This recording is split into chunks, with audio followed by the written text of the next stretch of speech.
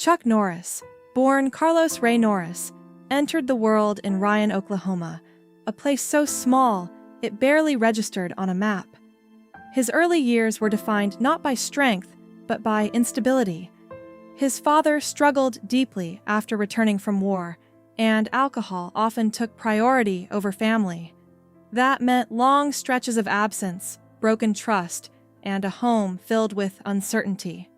His mother, Wilma, became the steady force, holding everything together, working tirelessly to provide for her children despite constant hardship. They moved frequently, rarely settling long enough to feel secure. For young Carlos, this created a quiet kind of pressure, one that showed up in his stutter, his withdrawn nature, and his struggle to feel like he belonged anywhere. There was no hint of fame or toughness then, just a boy trying to navigate a difficult environment. The weight of a difficult childhood. Growing up in that environment left a lasting mark. Chuck wasn't the confident figure people would later recognize. He was shy, often anxious, and avoided attention whenever possible. School wasn't a place of comfort. It was another setting where he felt out of place. His stutter made speaking difficult, and that only deepened his tendency to stay quiet. He wasn't drawn to sports or competition, and nothing about his early life suggested he would one day become a symbol of strength. Yet beneath that quiet exterior, something was slowly forming. The challenges he faced didn't disappear, but they created a kind of internal resilience. It wasn't obvious at the time, and even he likely didn't recognize it. But those early struggles would later shape how he approached discipline, failure, and perseverance. A turning point. Through service. At 18, Chuck made a decision that surprised even those closest to him.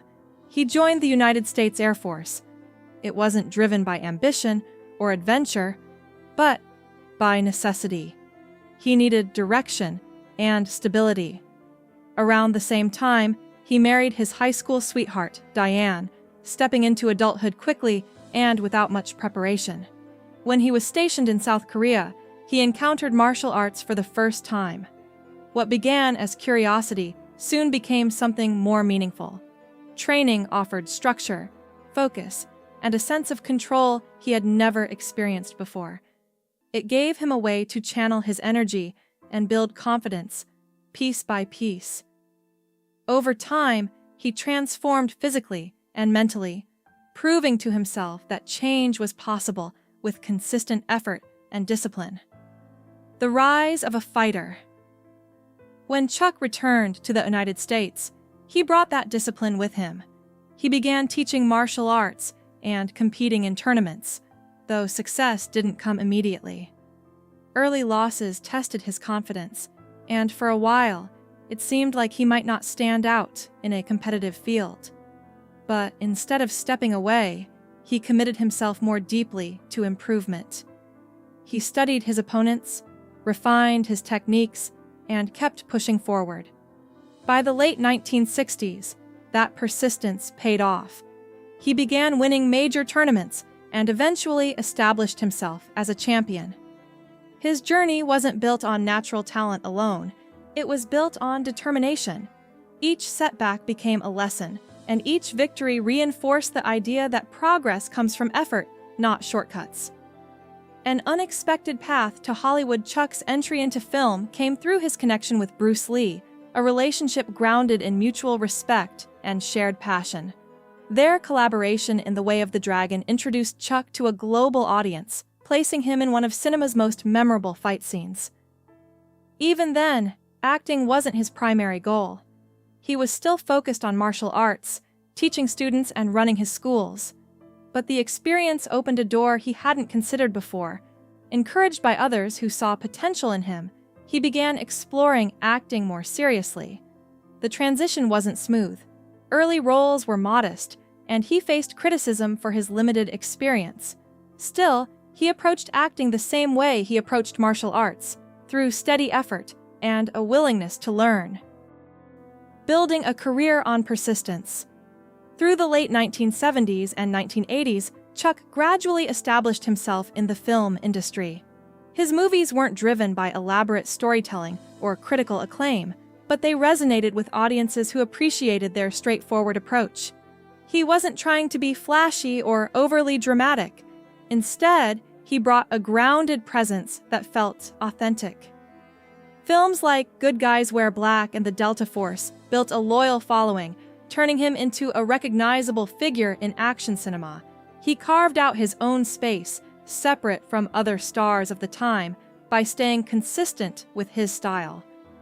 It wasn't about competing with others. It was about staying true to what he knew and what audiences connected with. Television and a broader impact. In the 1990s, Chuck shifted to television with Walker, Texas Ranger, a move that expanded his reach even further. The show blended action with themes of justice, responsibility, and community. It became widely lokpriya, running for several seasons and attracting a dedicated audience. More than just entertainment, it reflected values that Chuck believed in personally. Off-screen, he also supported initiatives that encouraged discipline and positive development among young people, particularly through martial arts programs. This period of his life showed that his influence extended beyond films. He wasn't just an actor or fighter. He was someone using his platform to promote ideas he cared about, connecting with people on a different level.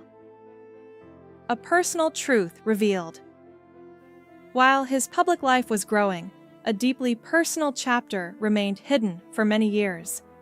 In the early 1960s, during his time in the military, Chuck had a brief relationship that he later acknowledged as a mistake. Decades passed before he learned that it had resulted in a daughter, Dina, who had grown up unaware of her father's identity. In 1991, she reached out to him, sharing the truth. Instead of denial or hesitation, Chuck chose to accept her immediately. That moment marked a turning point, not just in their relationship, but in how he approached his past. He spoke openly about it later in life, emphasizing accountability and the importance of making things right whenever possible. Facing life beyond the spotlight. In later years, Chuck's focus shifted more toward family and personal responsibilities. One of the most significant challenges came when his wife, Dina, experienced serious health complications following medical procedures. The situation required constant care and attention, and Chuck stepped away from much of his professional life to be by her side. He dedicated his time and energy to supporting her recovery, demonstrating a level of commitment that went beyond public expectations. It wasn't about recognition or image, it was about being present for someone he loved. That period highlighted a different kind of strength, one rooted in patience, care, and resilience during uncertain times. The man behind the image over time, Chuck Norris, became a cultural icon, even inspiring widespread internet humor that exaggerated his toughness in playful ways. While those jokes brought him renewed attention, they only captured a small part of who he was.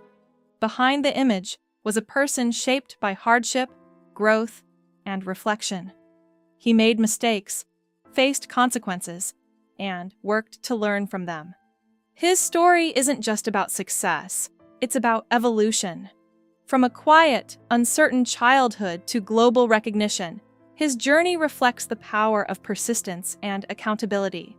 In the end, what stands out most isn't the image of invincibility, but the willingness to keep moving forward, even when life becomes